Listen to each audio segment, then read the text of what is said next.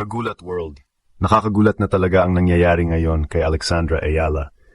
Hindi na lang siya basta racing star. Hindi na lang siya basta Filipina tennis player na gumagawa ng history. Sa Wimbledon ngayon, si Alex ay nagiging isa sa pinaka-pinag-uusapan, pinaka-sinusundan at pinaka-dinadalang pangalan ng tennis world. Matapos niyang pabagsakin ang defending Wimbledon champion na si Iga Swiatek at makapasok sa second week ng Grand Slam, biglang sumabog ang pangalan ni Alex. Hindi lang sa Pilipinas, hindi lang sa Asia, pati international tennis media, fans, commentators, at mismong players na papatingin na sa lakas ng kanyang impact. At dito mas nakakagulat ang angle, sina Coco Gauff at Iva Jovic mismo, sa isang player discussion tungkol sa kung sinong tennis player ang posibleng magkaroon ng pinakamalakas na jersey sales kung meron ng tennis, parehong tumuro sa pangalan ni Alex Ayala. Bakit? Dahil napakalaki ng fanbase niya. Dahil kahit saan siya maglaro, may Pilipinong sumusunod. May sigaw na Alex, Alex, may watawat, may ingay, may emosyon, may buong bansa na nakasandal sa bawat palo niya.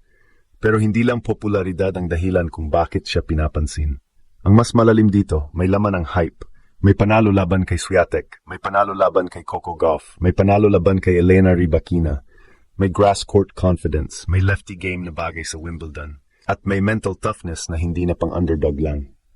Kaya kagulat world, ang tanong ngayon, sikat ba si Alex dahil Pilipina siya? O sikat siya dahil pinapatunayan niyang kaya niyang talunin ang pinakamalalaking pangalan sa tennis? Ang sagot, pareho. At yun ang dahilan kung bakit buong mundo napapalingon na. At ito na ang pinakamalaking pagbabago sa narrative ni Alex.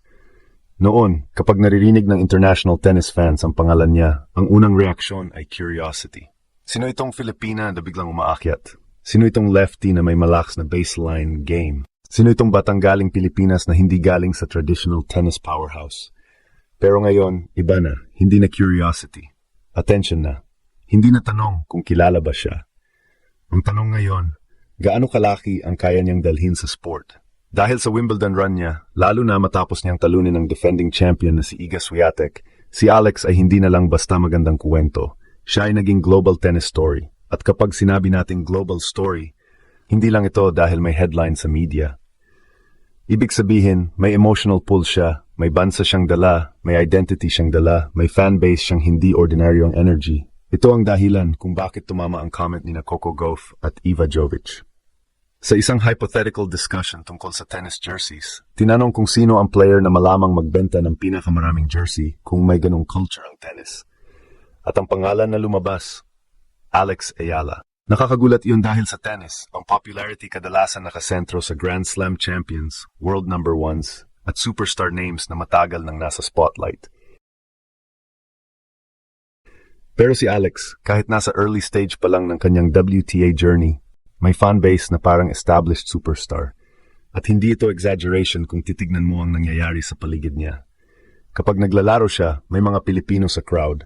Kapag nananalo siya, trending. Kapag may schedule siya, buong Pilipinas naghihintay. Kapag may post tungkol sa kanya, mabilis kumalat.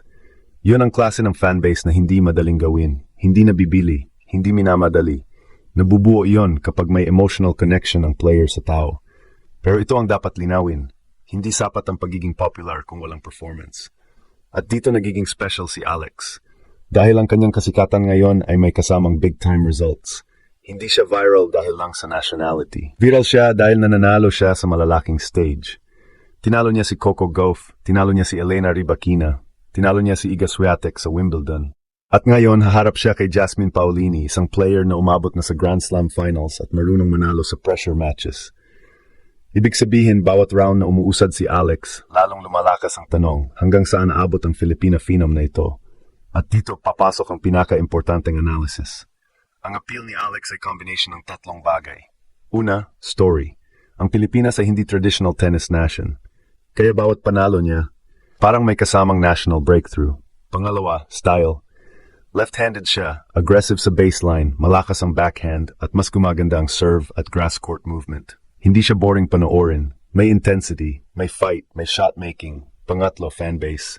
Kapag si Alex ang nasa court, hindi lang tennis match ang dating. May atmosphere.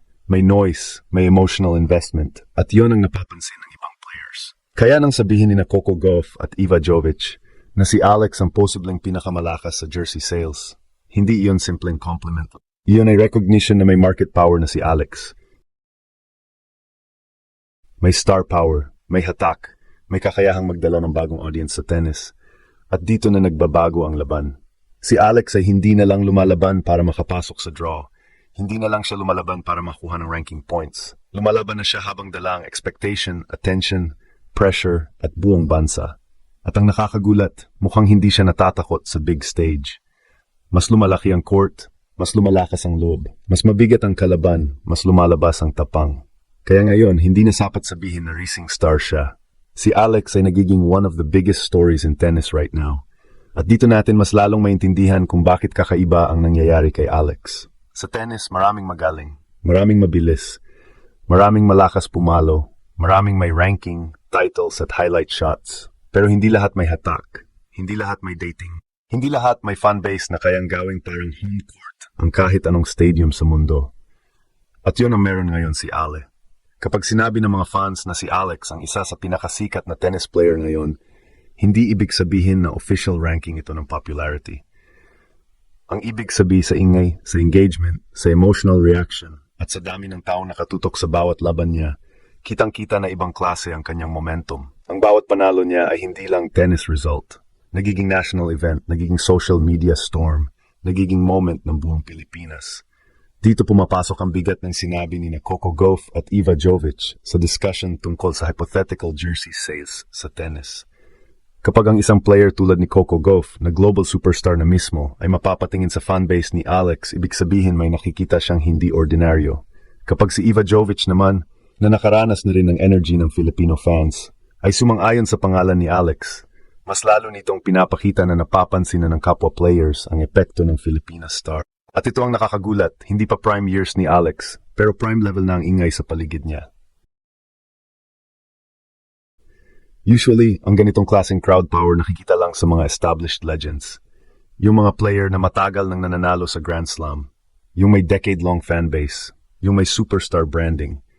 Pero si Alex, habang patuloy pa lang umaakyat, dala na agad ang buong bansa. At hindi lang bansa, dala niya mga overseas Filipinos, Asian tennis fans, at mga casual viewers na ngayon pa lang nahulog sa story niya. At pinakamahalaga rito ay ito. Ang popularity ni Alex ay hindi walang laman. Hindi ito puro ingay. Hindi ito hype na walang resulta. Dahil sa loob ng court, pinapatunayan niya na may dahilan kung bakit siya pinapanood. Tinalo niya si Coco Gauff. Tinalo niya si Elena Rybakina. Tinalo niya si Iga Swiatek sa Wimbledon. At hindi lang basta nanalo. Nanalo siya sa malalaking stage, sa malalaking pressure moments, sa harap ng crowd na alam niyang naghihintay ng kasaysayan.